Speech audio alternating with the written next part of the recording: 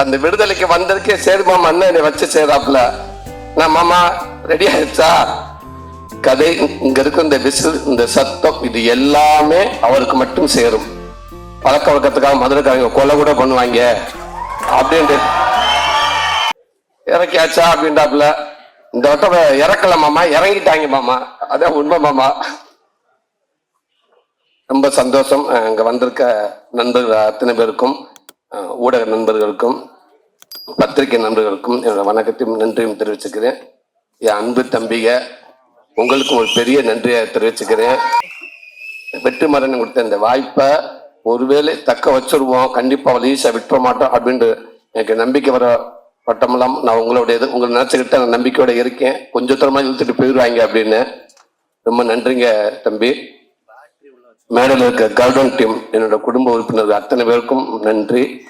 உங்க சிறப்பு விருந்தினராக வந்திருக்கும் சினிமாவின் முக்கியமானவங்க, தலை சிறந்தவங்க, என் அண்ணனுங்க, என் தம்பி, இத்தனை பேரும் உண்மைக்கே சொல்றேன், எனக்கு ஒரு மாதிரி பதட்டமா இருக்கு. இந்த மேடை எனக்கு திருப்பி இப்படி ஒரு மேடை எனக்கு அமையுமா இல்ல யாருக்கு அமைஞ்சிருக்குன்னு தெரியல. அப்படி ஒரு மேடை இது. இந்த மேடைக்கு கிடைச்ச மிகப்பெரிய ஒரு மரியாதையா நினைக்கிறேன். இந்த படத்துக்கு கிடைச்ச மிகப்பெரிய ஒரு மரியாதையா இருக்குன்னு நினைக்கிறேன். ரொம்ப ரொம்ப ரொம்ப நன்றி. ரொம்ப சந்தோஷமா இருக்குது. வெற்றிமாறன் இன்னைக்கு ஒரு கதை, இங்க இருக்க இந்த விசில், இந்த சத்தம், இது எல்லாமே அவருக்கு மட்டும் சேரும்.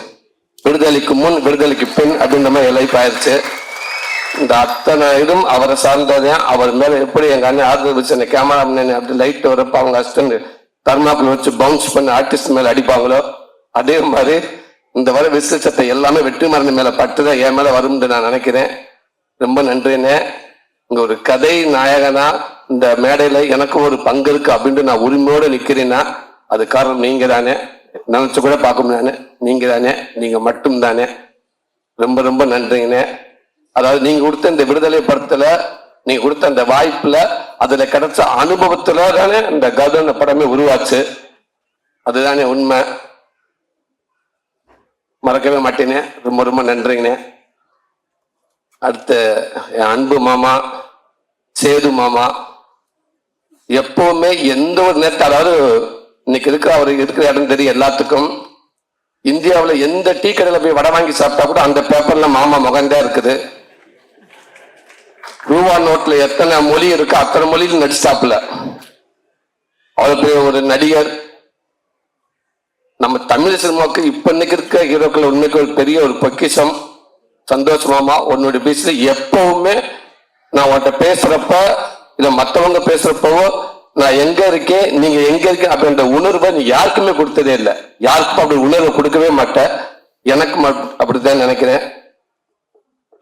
ஒரு விஷயத்த நான் கேட்டா கூட டக்குனு ஓகே, அது ஓகே மாமா, அது தன்னடா மாமா, அடுத்த வாடா, அடுத்த விஷயத்துக்கு வாடா அப்படின்னு அதை மறக்கடிச்சிருவேன். ஒரு சின்ன மீம்ஸ் வந்தாலும், ஒரு சின்ன வீடியோ வந்தாலும், எங்க வந்தாலும் உடனே அதை பார்த்துட்டு எனக்கு உடனே போன் பண்ணி மாமா அந்த வீடியோ பார்த்துட்டா, டே ரொம்ப நல்லா இருந்துச்சுடா, டே அந்த இடத்துல நீ பேசுனது ரொம்ப பக்குவமான பேச்சுடா, அந்த பேச்சு அது எனக்கு ரொம்ப பிடிச்சிருந்துச்சுடா, அழகுடா அழகுடா அப்படின்னு சொல்லிக்கிட்டே இருப்ப. இதுக்கான ஆடியோக்கு நீ வரணும் மாமா நான் கேட்கிறப்ப கூட டக்குன்னு மாமா 21 வந்துருவேன்டா, ஓகேடா, இது சொல்ல மறந்துட்டேன்டா, ஒரு வீடியோ ஒன்று பார்த்தேன், ஒரு எக்ஸசைஸ் வீடியோடா, அது நம்ம ஜிம்முக்கு போறதுக்கு அது ஒன்று விருப்பம் தான், நீ போகாம கூட போ, ஆனா ஒரு எக்ஸசைஸ் வீடியோ ஒன்று நல்ல ஒரு நல்ல வீடியோ ஒன்று பார்த்தீங்கன்னா அதை நான் உனக்கு நான் அனுப்பிட்டு நீ பாடுறா அப்படின்னு சொன்னாப்புல. அப்படி ஒரு நண்பன் மாமா. அதுக்கப்புறம் தான் ஹீரோ. அது எப்பவுமே விட்டு கொடுக்காம எனக்கு எல்லாத்தையும் இருக்கு மாமா. ஐ லவ் யூ மாமா. ரொம்ப நன்றி மாமா. எங்க அண்ணன் சசிகுமாரனே, உண்மைக்கு டைரக்டர் சார் சொல்லும்போது இந்த கதை எல்லாம் ரெடியானதுக்கு அப்புறம் உங்க செஷன் இருந்தா நல்லா இருக்கும் அப்படின்ட்டு சொன்னோடனே அவ்வளவு சந்தோஷம் எல்லாத்துக்குமே. டைரக்டர் சார் சொன்னோன்னே எனக்கு எல்லாத்துக்கும் ரொம்ப மகிழ்ச்சி.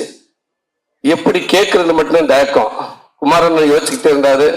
டைரக்டர் சாரையா சொன்ன எப்படி கேட்கலாம். அப்ப நான் சொன்னேன் கேட்டு பார்க்கலானே, பழக்க வழக்கத்துக்காக மதுரைக்காரங்க கொலை கூட பண்ணுவாங்க அப்படின்னு சுப்பவங்க அண்ணன் டைலாக் கேட்டு இருந்தாரு. அதனால குத்துனை நண்பனா இருந்து இதுதான் மறந்துடுவேன், ஒரு வண்டி கரெக்டா போயிட்டு இருக்குடா, குத்துனை நண்பனா இருந்தா செத்தாலும் சொல்லக்கூடாதுன்ற மாதிரி, கூப்பிடுற நண்பனா இருந்தா பாகிஸ்தான் பார்டரோட வந்து என்ன வந்து கேட்பாரு எங்க அண்ணன், நான் இருக்கேன் அப்படின்னு சொல்லுவாரு. கண்டிப்பா செய்வான்னு சொன்னி அப்படியே நல்லா இதே போல நீங்களே போய் கேட்டுருங்க அப்படின்ட்டாப்புல.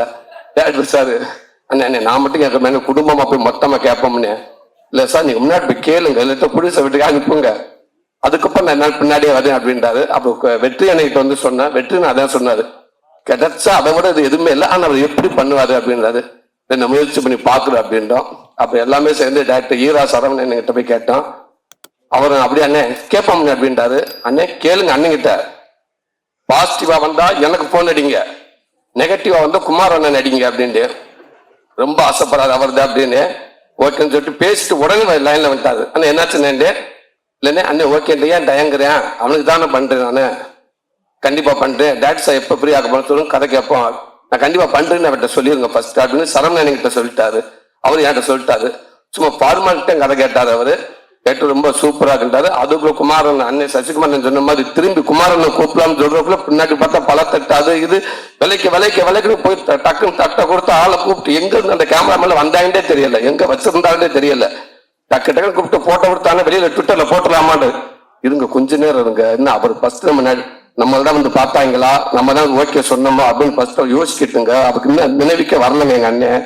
அதுக்குள்ள ஏங்க எல்லாம் நியூஸ் கொடுக்க பாக்குறீங்க, இல்லைங்க டக்கு சூட்டோட கொடுத்து விட்டுருவோங்க, நியூஸ் ஆக்கிடுவோங்க. ரொம்ப நன்றிண்ணே.